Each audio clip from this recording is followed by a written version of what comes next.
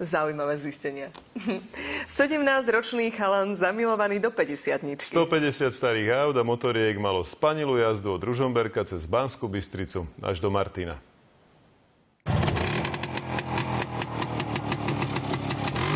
Andrej má 17 a dobrovoľne priznáva, že je na staršie. To je taká moja staršia prvá láska. Čiže to je, vlastne teraz má 50 rokov, na 50 rokov som ju obnovil a dúfam, že ďalších 50 alebo 100 rokov bude ďalej slúžiť. Matej má iba 14 rokov a čo ho láka na starších, vie celkom presne. Tie krivky staré, tie lišty, všetko také pekné to je. Nemali by mladého chalana skôr lákať nejaké mladé krivky? Prečo?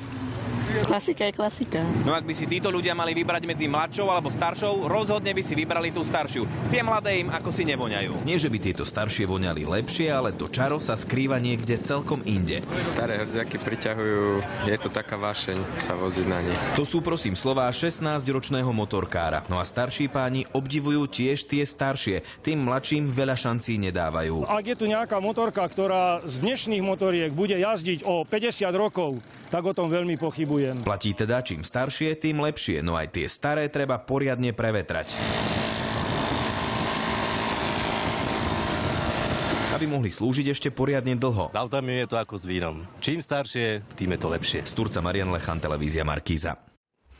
Aj dnešný sviatočný večer bude na Markíze patriť vášmu obľúbenému burlivému vínu. Na doma nebude chýbať romantický seriál Fatmagil. Tak ešte prežite dnešný májový večer v kruhu svojich blízkych. A zajtra tu budeme s novými informáciami opäť. Dovidenia. Dovidenia.